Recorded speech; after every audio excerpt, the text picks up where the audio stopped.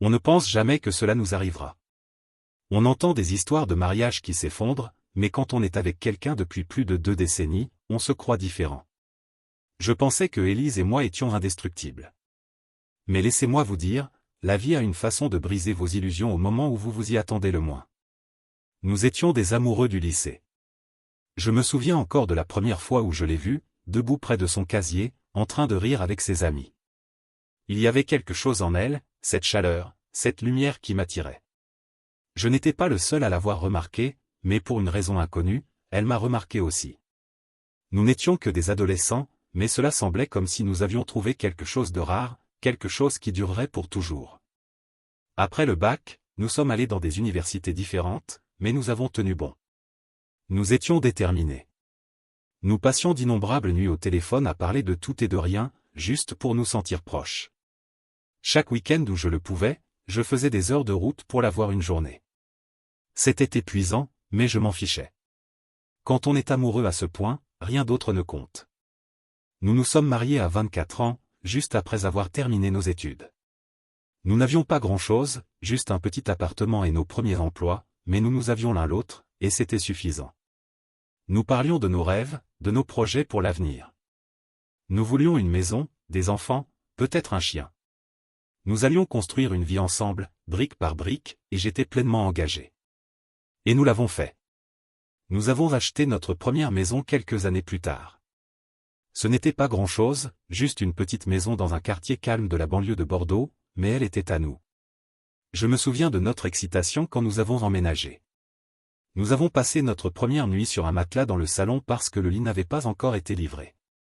Nous avons commandé à emporter, bu du vin bon marché et parlé de comment ce n'était que le début. On se sentait au sommet du monde. Puis sont arrivées les filles, d'abord Camille, puis 2 ans plus tard Juliette, et enfin la petite Amélie. Ce furent les années les plus heureuses de ma vie. Voir Élise devenir mère était incroyable. Elle avait cette grâce naturelle avec les filles, cette patience infinie. Je savais qu'elle serait une super maman, mais le voir en action était autre chose. J'essayais d'être le meilleur papa possible aussi. Nous formions une équipe, équilibrant travail, parentalité et tout le reste. Nous n'étions pas parfaits, nous avions nos disputes, nos stress comme n'importe quel couple, mais à travers tout cela, je n'ai jamais douté que nous étions solides. Nous prenions du temps l'un pour l'autre, pour des soirées en amoureux et de petites escapades quand nous le pouvions. Nous avions nos routines, nos traditions, chaque vendredi soir était soirée cinéma avec les filles, les dimanches matins, nous allions prendre le petit déjeuner à notre café préféré. Ce n'était pas toujours excitant, mais c'était à nous, et c'était bien. Avec le recul, cela semble une autre vie. Je suppose que d'une certaine manière, c'en était une. Une vie que je pensais éternelle. Nous étions une famille, et j'étais fier de ce que nous avions construit. Je pensais que nous avions tout, un mariage aimant, 3 belles filles et un avenir plein de promesses. Mais la vie, c'est qu'elle peut changer en un instant, et quand cela arrive, on se retrouve à questionner tout ce qu'on croyait savoir. Donc oui, c'est comme ça que tout a commencé, avec une histoire d'amour que je croyais indestructible. Mais comme vous le verrez, même les fondations les plus solides peuvent se fissurer, et parfois, elles peuvent se briser complètement. C'était un mardi ordinaire. J'étais rentré du travail épuisé, prêt à me glisser dans notre routine du soir habituelle. Les filles étaient en haut à faire leurs devoirs, et Élise était dans la cuisine, comme toujours à cette heure-là. Je me souviens d'être entré et d'avoir senti l'odeur du dîner sur la cuisinière. C'était l'un de ces petits conforts qu'on prend pour acquis jusqu'à ce qu'ils disparaissent. Mais ce soir-là, quelque chose clochait. Élise ne fredonnait pas comme d'habitude, elle était silencieuse, trop silencieuse. Je me suis approché d'elle, et elle m'a à peine regardé. J'ai demandé si tout allait bien, et elle a juste hoché la tête, évitant mon regard. C'était bizarre, mais j'ai pensé qu'elle avait eu une journée difficile, alors j'ai laissé tomber. Après le dîner, elle est montée sans un mot, me laissant ranger.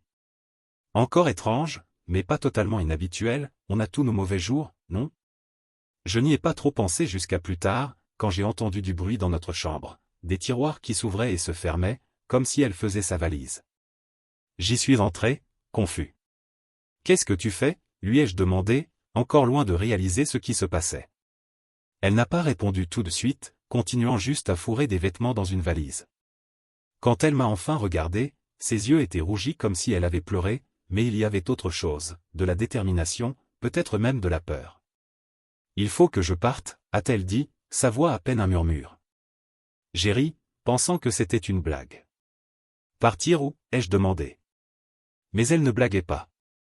Elle n'a même pas essayé d'expliquer, elle continuait juste à faire sa valise, comme en pilote automatique, comme si elle s'arrêtait, elle pourrait changer d'avis.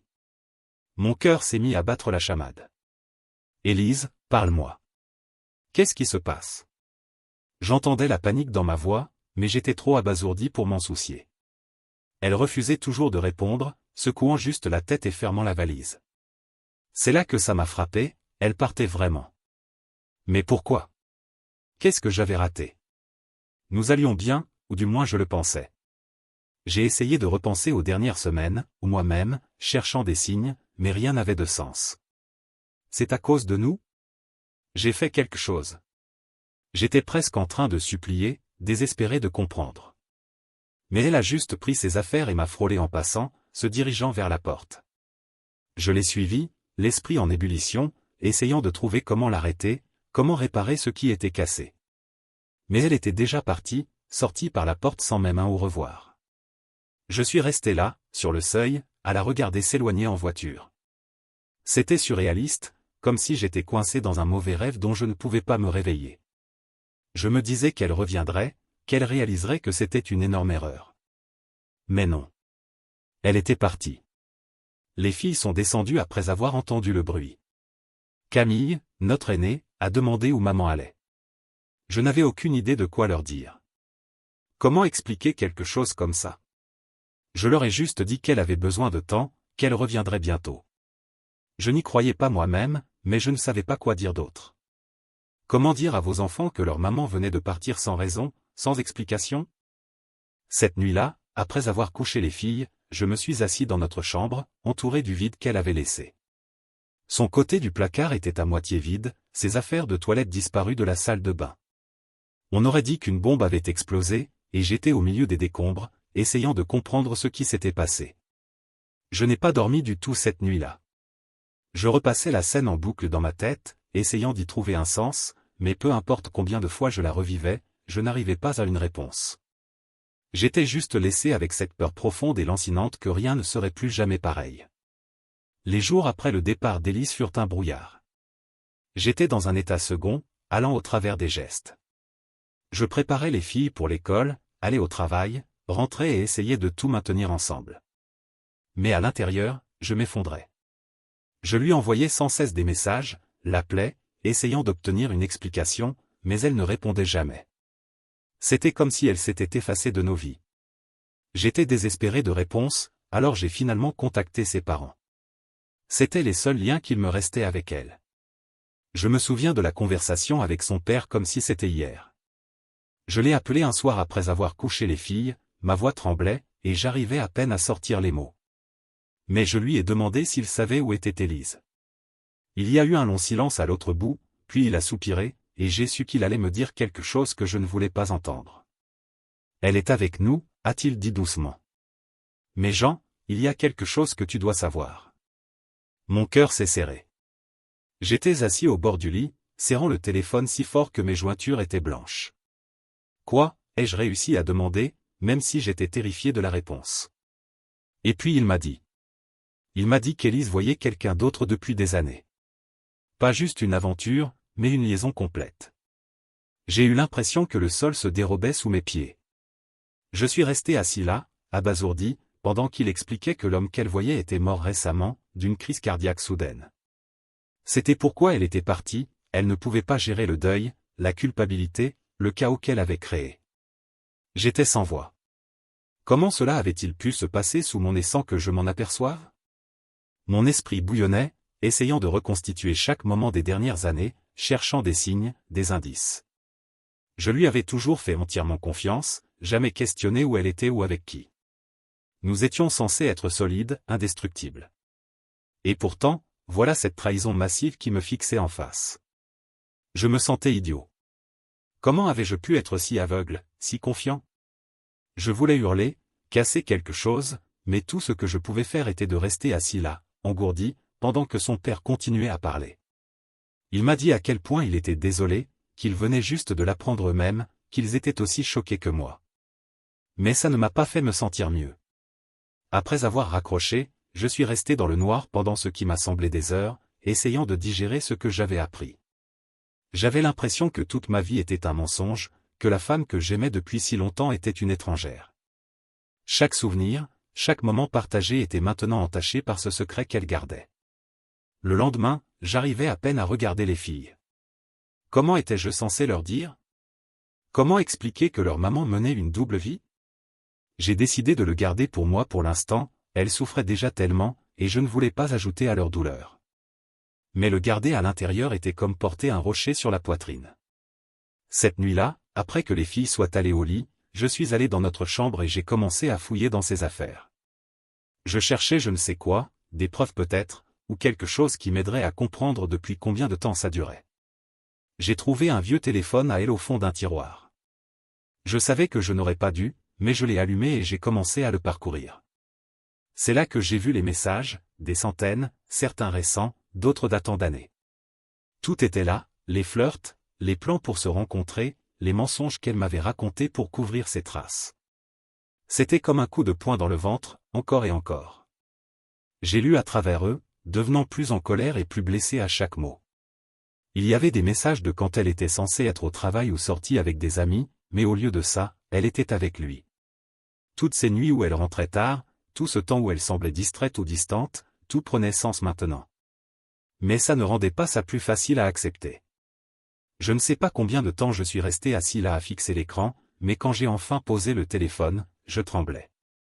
J'avais l'impression que mon monde entier avait été pulvérisé, et je ne savais pas comment recoller les morceaux. Tout ce que je savais, c'est que la femme que je pensais connaître, celle avec qui j'avais construit ma vie, était partie. À sa place, il y avait une étrangère que je ne reconnaissais pas. C'était le moment où tout a changé pour moi. Il n'y avait pas de retour en arrière, pas de réparation possible. La vérité était sortie, et il n'y avait pas moyen de l'ignorer, pas moyen d'oublier ce que j'avais appris. Tout ce que je pouvais faire était de trouver comment survivre. Après avoir découvert la vérité, c'était comme si mon monde entier s'était effondré autour de moi, et j'étais laissé au milieu des ruines, essayant de trouver comment continuer. Je n'avais aucune idée de comment avancer, comment traverser chaque jour. J'étais en colère, dévasté et complètement perdu. J'avais l'impression de me noyer sans personne pour me tirer de là. Les premiers jours après avoir tout découvert furent les plus durs. Je ne pouvais pas manger, pas dormir. Chaque fois que je fermais les yeux, tout ce que je voyais était ces messages, ces mensonges. Je repassais chaque moment en boucle dans ma tête, me demandant comment j'avais pu rater ça, comment j'avais pu être si aveugle. C'était comme une boucle constante de douleur, et je n'avais aucune idée de comment l'arrêter. Les filles voyaient que quelque chose n'allait pas. Elles étaient confuses, effrayées. Elles demandaient sans cesse pour leur maman, pourquoi elle n'était pas à la maison, quand elle reviendrait. Je faisais de mon mieux pour tenir le coup pour elle, pour mettre un visage courageux, mais à l'intérieur, je m'effondrais. Je les déposais à l'école, allais au travail et allais au travers des gestes, mais mon esprit était ailleurs, coincé dans ce cauchemar dont je ne pouvais pas me réveiller. Je me souviens d'un jour au travail où j'ai craqué. J'étais assis à mon bureau, fixant l'écran de l'ordinateur, et soudain, ça m'a frappé, une vague de tristesse accablante. Je ne pouvais plus la retenir. Je me suis levé, suis allé aux toilettes, me suis enfermé dans une cabine et j'ai juste pleuré. Je me sentais si impuissant, si seul. Je ne savais pas comment j'étais censé continuer, comment être là pour mes enfants quand j'arrivais à peine à fonctionner moi-même. Le soir, après que les filles soient au lit, c'était le pire. Le silence dans la maison était assourdissant. Je m'allongeais au lit, fixant le plafond, et je ressentais ce vide, ce froid où Élise était autrefois. Le lit semblait trop grand, trop vide. Je m'attendais sans cesse à ce qu'elle franchisse la porte, à ce qu'elle me dise que c'était une horrible erreur, mais elle ne l'a jamais fait. Elle était partie, et je devais trouver un moyen de vivre avec ça. J'essayais de m'occuper, de me distraire de la douleur. Je me plongeais dans le travail, dans les soins aux filles, dans n'importe quoi qui m'empêchait de penser à ce qui s'était passé. Mais peu importe ce que je faisais, la douleur était toujours là, tapie en arrière-plan, prête à me frapper quand je m'y attendais le moins. Il y avait des moments où je pensais à la contacter, à lui demander de revenir, de réparer ce qu'elle avait cassé. Mais alors je me rappelais ces messages, les mensonges, la trahison, et la colère revenait en force. Comment avait-elle pu nous faire ça, à notre famille? Comment avait-elle pu juste s'en aller comme si rien ne comptait? La partie la plus dure était d'essayer de tenir le coup pour les filles.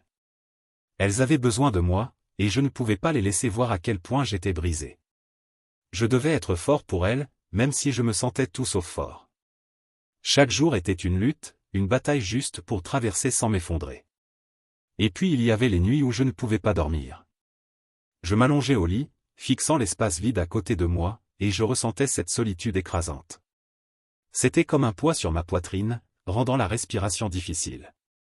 Je me levais, faisais les 100 pas dans la maison, espérant que l'épuisement me terrasserait finalement, mais ça n'arrivait jamais. Les nuits étaient les pires, c'était quand la réalité de tout ça me frappait le plus fort, quand je réalisais que c'était ma vie maintenant, qu'elle ne reviendrait pas, et que je devais trouver comment vivre avec ça. J'ai commencé à aller en thérapie, pensant que ça pourrait aider. J'avais besoin de parler à quelqu'un, d'essayer de donner un sens à tout. C'était dur au début, s'ouvrir, parler de toute la douleur, mais finalement, ça a commencé à aider. Ce n'était pas une solution miracle, rien ne l'était, mais c'était quelque chose.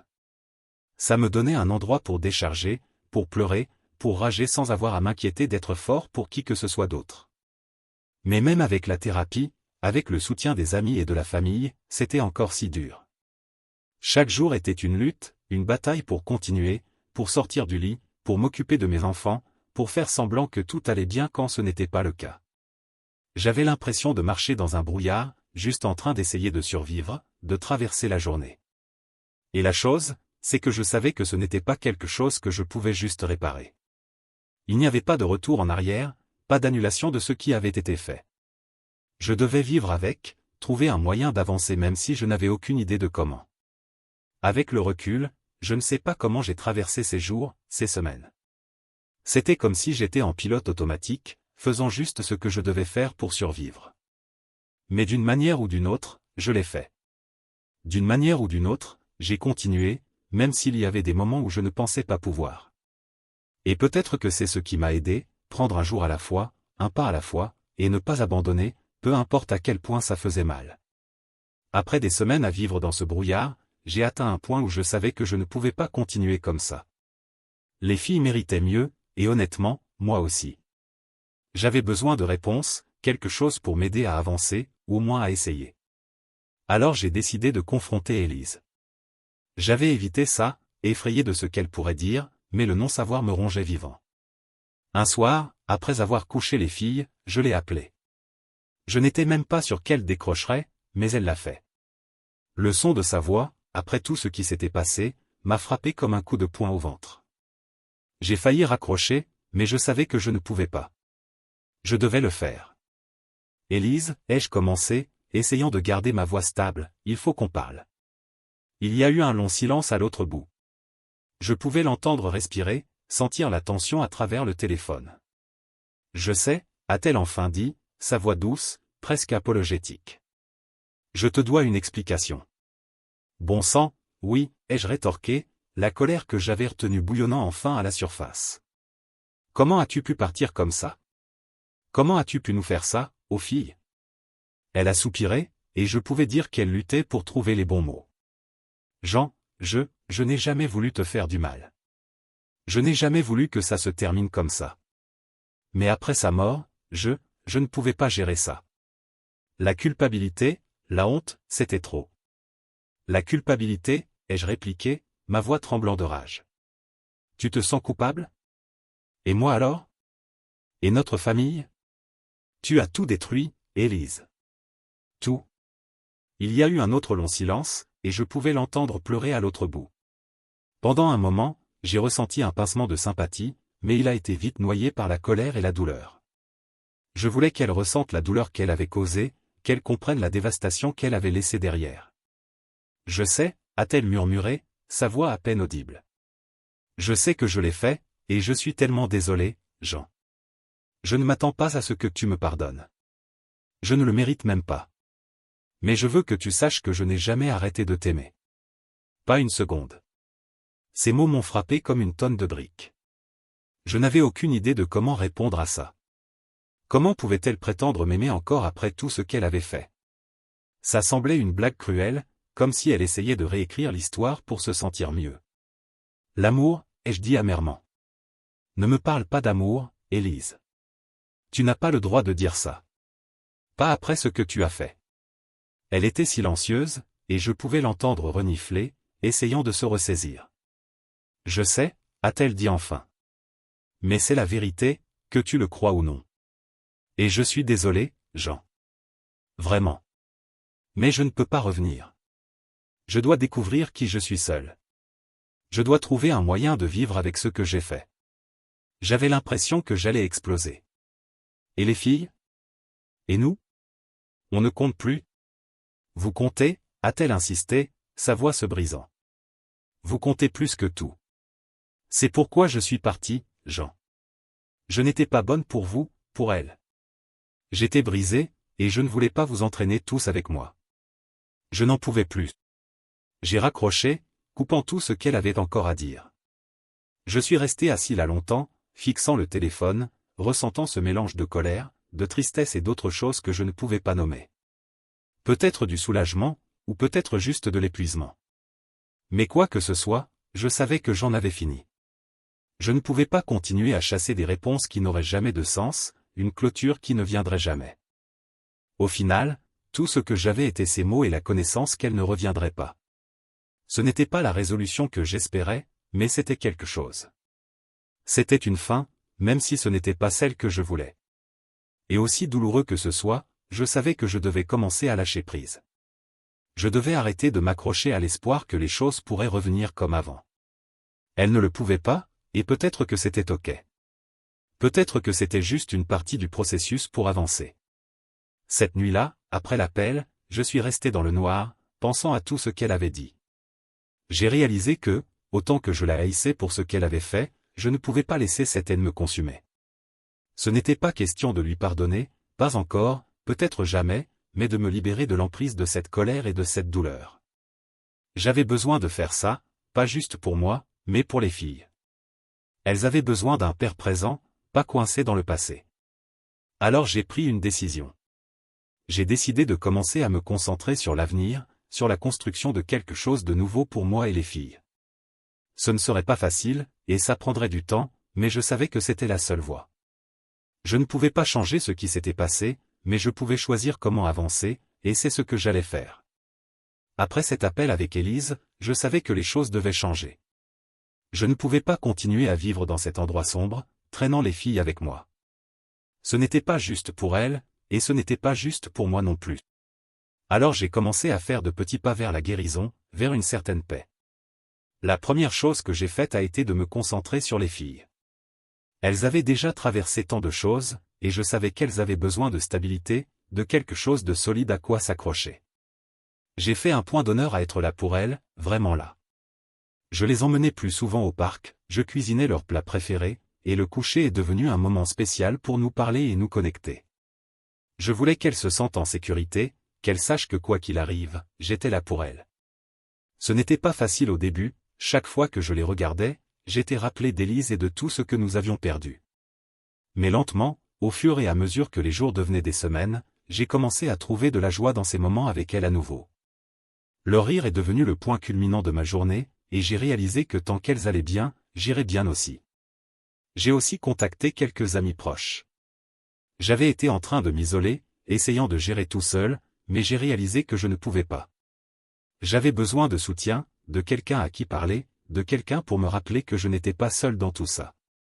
Mes amis ont été formidables, ils ont écouté sans jugement, offert des conseils quand j'en avais besoin, et m'ont juste fait sentir que je n'étais pas en train de traverser ça seul. Le travail est devenu un autre exutoire pour moi. Je me suis plongé dans mes projets, prenant de nouveaux défis et responsabilités. C'était une façon de garder mon esprit occupé, de me concentrer sur autre chose que la douleur, et d'une certaine manière, c'était thérapeutique. Le sentiment d'accomplissement que j'obtenais de mon travail aidait à reconstruire ma confiance, me rappelait que j'étais capable, que je pouvais encore accomplir des choses malgré tout. Mais le vrai tournant est venu un week-end où j'ai décidé d'emmener les filles en petit road trip, juste nous trois. Pas de plan, pas d'attente, juste une chance de s'évader, de respirer de l'air frais et de passer du temps ensemble. Nous avons fini par rouler jusqu'à une petite ville côtière en Bretagne, comme Saint-Malo, un endroit où nous n'étions jamais allés avant. Ce week-end a été comme une bouffée d'air frais. Nous avons passé nos journées sur la plage, à construire des châteaux de sable, à ramasser des coquillages et juste à profiter de la compagnie les uns des autres. Les filles étaient si heureuses, si insouciantes, et c'était contagieux. Pour la première fois depuis longtemps, j'ai eu l'impression de pouvoir respirer à nouveau. Le poids qui m'écrasait depuis si longtemps a commencé à se lever, et j'ai réalisé que peut-être, juste peut-être, j'allais m'en sortir. Une nuit, après que les filles se soient endormies, je me suis assis sur le balcon de notre petite chambre d'hôtel, écoutant les vagues s'écraser contre le rivage. C'était paisible, presque surréaliste. J'ai pensé à tout ce qui s'était passé, à Élise, à la douleur et à la trahison, mais au lieu de la colère et de la tristesse qui venaient habituellement avec ces pensées, j'ai ressenti quelque chose de différent. J'ai ressenti de l'acceptation. J'ai réalisé que je ne pouvais pas changer le passé, pas annuler ce qui s'était produit, mais que je pouvais choisir comment avancer. Je pouvais choisir de lâcher la colère, le ressentiment, et me concentrer sur les bonnes choses dans ma vie, les filles, mon travail, les amis qui m'avaient soutenu. Je pouvais choisir de trouver le bonheur à nouveau, de reconstruire, de créer une nouvelle vie pour nous. Et c'est ce que j'ai décidé de faire. Je me suis promis, assis là sous les étoiles, que je ne laisserai pas ce qui s'était passé me définir. Je ne le laisserai pas me retenir. Je prendrai chaque jour comme il vient, me concentrerai sur les choses qui comptaient, et lentement, pas à pas, je guérirai. Quand nous sommes rentrés à la maison, je me sentais différent, plus léger d'une certaine manière. J'ai commencé à faire plus de plans avec les filles, à créer de nouvelles traditions juste pour nous trois. Nous avons commencé les soirées cinéma les vendredis, les petits déjeuners crêpes les dimanches, et ces petits rituels sont devenus la fondation de notre nouvelle vie ensemble. Ce n'était pas parfait, et il y avait encore des jours durs, mais nous avancions, et c'était suffisant. Avec le temps, j'ai même commencé à pardonner à Élise, pas pour elle, mais pour moi. J'avais besoin de lâcher cette colère, cette amertume, pour vraiment avancer. Je ne pouvais pas continuer à porter ce poids avec moi. Ce n'était pas facile, et ça n'est pas arrivé du jour au lendemain, mais finalement, j'ai trouvé un moyen de lui pardonner, de faire la paix avec ce qui s'était passé. Je ne sais pas ce que l'avenir nous réserve, mais je sais que nous allons nous en sortir. Nous sommes plus forts qu'avant, plus résilients. Et bien que je ne souhaiterais jamais revivre quelque chose comme ça, je suis reconnaissant pour les leçons que ça m'a apprises, pour la force que j'ai trouvée en moi, pour l'amour que j'ai découvert pour mes filles, et pour l'espoir que, peu importe à quel point les choses deviennent sombres, il y a toujours un chemin à travers.